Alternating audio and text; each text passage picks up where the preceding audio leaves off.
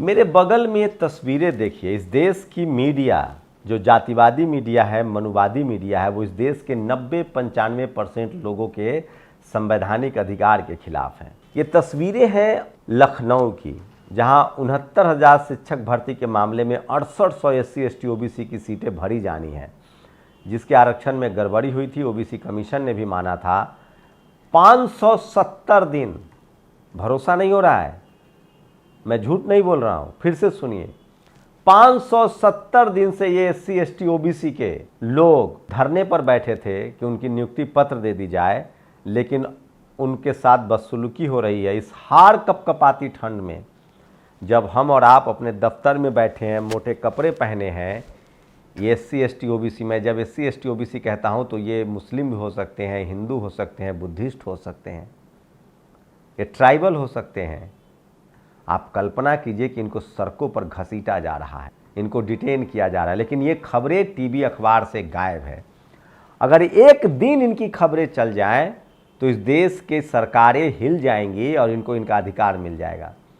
लेकिन सवाल है कि जिसने गाय पाला है वही तो दूध खाएगा। इस देश के 90-95% लोगों के पास अपना टीवी और अखबार ही नहीं है।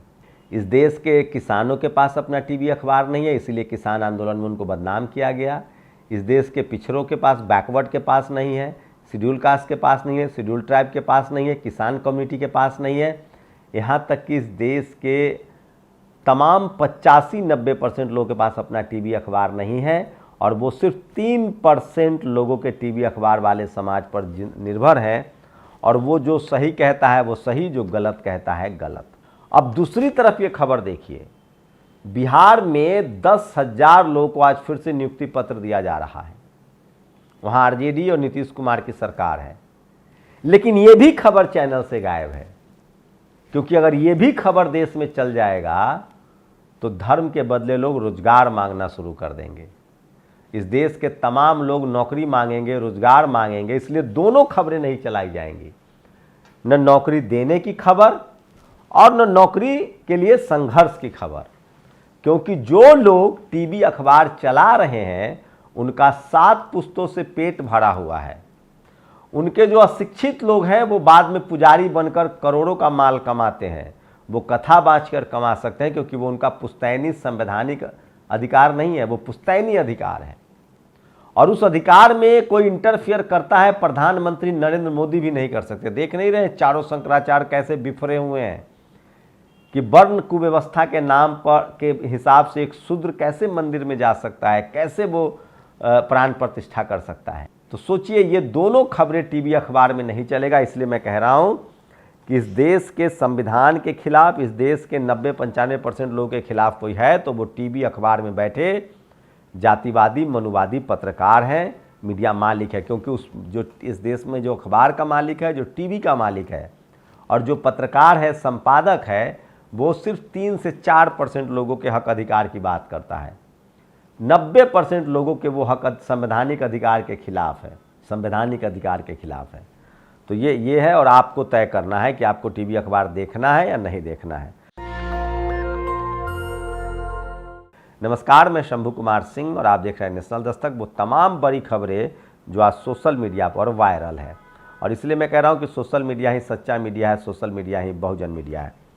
भाजपा के प्रचार वाहन पर भाजपा का चुनावी एजेंडा लेकर अपने आका को काम पर लग गया टीवी मीडिया। क्या दुनिया के किसी भी देश में मीडिया और राजनीति का यह स्तर संभव है? राम आएंगे। इस तरह की तस्वीरें हैं तो सोचिए, जिनके समाज का भला हो रहा है, जिनके समाज का रोजी रोटी चलेगा, वो अपने समाज की खबरें दिखा रहे हैं। मैं अग्निहोत्री ब्राह्मण हूँ, ओबीसी वाले की ऐसी की तैसी कराएं। रामदेव ने कहा है, रामदेव बेसिकली ओबीसी हैं, यादव कम्युनिटी से हैं। उन्होंने कहा कि मैं ब्राह्मण हूँ, कोई दिक्कत नहीं है, आप कुछ भी बन जाइए। लेकिन सवाल है कि आप ओबीसी की ऐसी की तैसी शब्द नहीं बोल सकते। अब बायकॉट होने लगा है, ओबीसी गुस्से में है, तो अब कह रहे हैं कि हमने तो ओबीसी नहीं कहा था, ओवैसी कहा था। इस देश के ओबीसी के लोग जग रहे हैं। हद ही हो गई है अब तो कोई इनकलाब होना चाहिए। सोचिए, देखिए 69,000 शिक्षक भर्ती को लेकर किस तरह से पुलिस लोगों को डिटेन कर रही है। ये लोग लखनऊ में 570 दिनों से धरना प्रदर्शन कर रहे हैं। काश मेरे पास कोई अखबार होता, टीवी होता, रिपोर्टर होता, बड़ा चैनल होता तो मैं जाके रिपोर्टिंग करता। एक आंसू भी हुकूमत के लिए खतरा है। तुम देखा नहीं है आंखों का समंदर होना, मुनव्वर राना। महिलाएं रो रही हैं, ये वो महिलाएं हैं जो नौकरी के एक अदद नौकरी के लिए बैठी हुई हैं और उनको नौकरियां नहीं मिल रही है और वो 570 दिनों से धरने पर है। सोचिए, पैर छूने का फोटो क्यों नहीं डाली? रामदेव अग्निहोत्री कल कुल के ब्राह्मण ऐसे ही आशीर्वाद ले लिया, बिना चरण धूल सिर पर लगाए नर्क में जाओगे, नर्क में। सोचिए, संबित पात्रा को लोग कह रहे हैं कि अगर पंडित रामदेव ब्राह्मण समाज के हो गए हैं तो उनका पैर छू के प्रणाम करना चाहिए। ये सबसे बड़ी खबर है। और बीएसपी सुप्रीमो मायावती ने कहा है कि मैं अयोध्या नहीं जा पाऊंगी, मेरी असमर्थता है। मतलब उन्होंने अपना गोल चेंज पोस्ट क्लियर कर दिया है। और मैं फिर कह रहा हूँ, बीएसपी सुप्रीमो मायावती बहुत सुलझी हुई नेता है, उनको पता है उनको क्या करना है और जातिवाद मनुवाद से कभी समझौता नहीं। शुक्रिया बीएसपी सुप्रीमो बहन मायावती जी, ये बहुजन समाज आपके इस राजनीतिक फैसले के लिए हमेशा ऋणी रहेगा। आपने हमेशा से बहुजन समाज के लिए स्कूल, अस्पताल, याद देखिए, कभी आइए दिल्ली एनसीआर में है तो जाके देखिए Savitribai Phule inter college, international level का। अगर आप यूपी में रहते तो जाके देखिए लखनऊ में मिश्रा जी के माता जी के नाम पर जो इस देश के दिव्यांगों के लिए जो कॉलेज खोला उन्होंने। अगर आप इसी यूपी के निवासी हैं तो जाके देखिए हर जिले में मान्यवर कांसी राम साहब आवासीय घर। अगर आप यूपी के हैं तो देखिए जाकर दिल्ली एनसीआर में है तो Gautam Buddha university. BSP supremo Mayawati ने इस देश को ग्रेटर नोएडा, नोएडा जैसे शहरों को सजाया और लखनऊ की नई पहचान दी बाबा साहब अम्बेडकर पार्क प्रेरणा केंद्र के नाम से।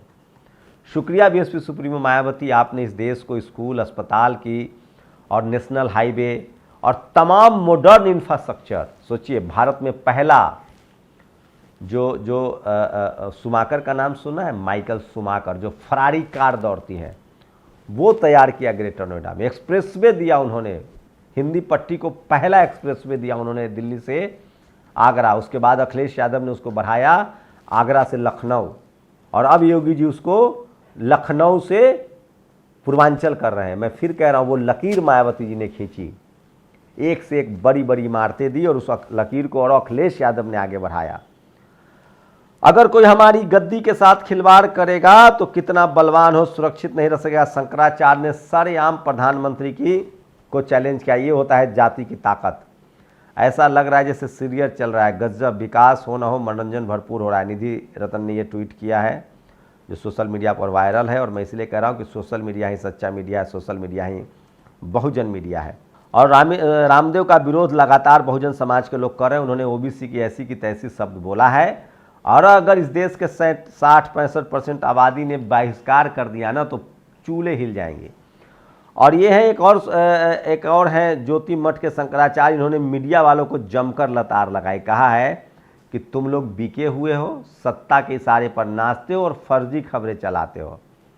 ये तस्वीर अयोध्या की नहीं, लखनऊ की है, जहाँ 69,000 शिक्षक भर्ती में नियुक्ति पत्र पाने के लिए SC ST OBC के अभ्यर्थी को संघर्ष 570 दिनों से जारी है। और सोचिए, और इतिहास में पहली बार हुआ यूपी में, एक शख्स ने कलेक्टर से अनुसार परमिशन मांगा है कि हमको एक मीडिया चैनल को गाली देना है, हमको परमिशन दिया जाए और बाद में मैं पुलिस को सरेंडर करूंगा। बताऊंगा क्यों। ये भी इतिहास में पहली बार हो रहा है। तो भारत के टीवी अखबार पर भरोसा मत कीजिए। 2 घंटे तक गाली देने हेतु प्रार्थना पत्र। यूपी जिला प्रतापगढ़ में, सोचिए, 2 घंटे के लिए गाली। यूपी जिला प्रतापगढ़ में 9 जनवरी को एक व्यक्ति की जमीन पर सरकारी बुलडोजर चला। एक प्रमुख हिंदी अखबार ने इस व्यक्ति को भूमाफिया लिख दिया। इस व्यक्ति ने अखबार को मानहानि का नोटिस भेजा है। साथ ही एक लेटर SDM को लिखा है। इस व्यक्ति ने 15 जनवरी को अखबार के दफ्तर के बाहर 2 घंटे तक माइक लगाकर ब्यूरो चीफ और रिपोर्टर को गाली देने का परमिशन SDM से मांगी है। ये भी कहा है कि वो इस दौरान किसी से मारपीट नहीं करेगा और गालियां देने के बाद स्वतः पुलिस स्टेशन पहुंचकर सरेंडर कर देगा, जिसके बाद पुलिस उसको जेल भेज सकती है। सोचिए किस तरह से इस देश का मनुवादी जातिवादी मीडिया पहले बहुजन समाज के नेताओं को बदनाम करता था। जगजीवन बाबू के साथ क्या हुआ, बाबा साहब के साथ क्या हुआ, फूले साहब के साथ क्या हुआ। और जब मीडिया नहीं था तो भी संत शिरोमणि रविदास महाराज, कबीर, बुद्ध को बदनाम किया गया। जब मीडिया का दौर आया तो साहू जी महाराज, फूले, पेरियार, अंबेडकर, जगदेव बाबू, जगजीवन बाबू, आप किसी पार्टी में हो, राम स्वरूप महामाना राम स्वरूप वर्मा, सुनेलाल पटेल, मायावती जी, मान्यवर कांसी राम, लालू यादव, रामविलास पासवान और आज किस तरह से नीतीश कुमार से लेकर तमाम बहुजन नेताओं को बदनाम किया जाता है।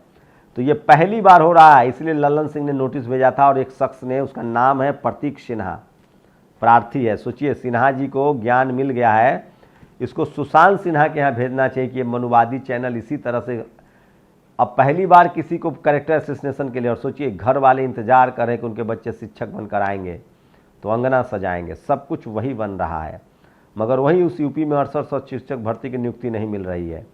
सोचिए, 570 दिनों से धरना चल रहा है, लेकिन आपके पास ना टीवी है ना अखबार है, तो दिखाएगा कौन। संविधान विरोधियों के खिलाफ आवाज़ बुलंद करने वाले हमारे समाज का एक एक क्रांतिकारी 1.25 लाख के बराबर है। यह अनिरुद्ध ने ट्वीट किया है। बहुजन समाज के इकलौता शेर है, इस बार इनको चुनाव लड़ाना चाहिए। ऐसे लोगों को संसद भेजिए जो गरीबी में संघर्ष कर रहे हैं, वो संसद जाएंगे तो और संघर्ष करेंगे। उत्तर प्रदेश में मंदिर नहीं रोजगार मांग रहे हैं, जुमला ने 69,000 शिक्षक भर्ती नियुक्ति पत्र मांग रहे हैं, क्या सरकार चुनेगी? सोचिए, बिहार में 10,000 लोगों को नौकरी दी जा रही है, अब तक लगभग 5 लाख लोगों को नौकरी दी जा चुकी है। प्रभु ने मुझे प्राण प्रतिष्ठा के दौरान सभी भारतवासियों का प्रतिनिधित्व करने का नियमित बनाया है। मैं आज से 11 दिन का विशेष अनुष्ठान प्रारंभ कर रहा हूं। नरेंद्र मोदी। तो सोचिए किस तरह से प्रधानमंत्री नरेंद्र मोदी को शंकराचार्य विरोध करें, तो क्या नरेंद्र मोदी दलित कार्ड तो नहीं खेल रहे हैं? बाबा साहेब के मंदिर आंदोलन को याद करा रहे हैं। तो क्या बहुजन समाज मंदिर जाएगा या स्कूल, अस्पताल, नौकरियां चाहिए? ये भी सवाल सोशल मीडिया पर लोग पूछ रहे हैं। मंदिर में नहीं, वंचित जातियों की मुक्ति अंग्रेजी शिक्षा, बाजार अर्थव्यवस्था, लोकतंत्र, आरक्षण, शहरीकरण और पूंजीवाद से ही मिलेंगे। मंदिर तो सैकड़ों साल से रहे होंगे, लेकिन समाज की लगभग सारी तरक्की पिछले 75 साल में हुई है। 1947 में भारतीय लोग जनरली 31 साल में मर जाते थे, अब एवरेज 70 साल जी रहे हैं। वक्त बदल रहा है, सब लोकतंत्र की महिमा है। शुक्रिया बाबा साहब हमें एक वोट का अधिकार देने के लिए, शुक्रिया बाबा साहब हमें इस देश में संवैधानिक अधिकार देने के लिए। आप न होते तो हमारा अधिकार न होता। चलिए, आज छीना जा रहा है और लगातार अंग्रेज इजराइल के साथ अब खाड़ी देशों ने इंग्लैंड और अमेरिका की भी बैंड बजानी शुरू कर दी है। शुक्रिया। नेशनल दस्तक की आपसे गुजारिश है कि अगर इसको बचाना चाहते हैं तो नेशनल दस्तक को सब्सक्राइब करने के लिए रेड कलर के सब्सक्राइब बटन को दबाएं, फिर बेल आइकन की घंटी दबाएं। नेशनल दस्तक को बचाने के लिए बहुत जरूरी है कि हर खबर को शेयर करें, लाइक करें, कमेंट जरूर करें।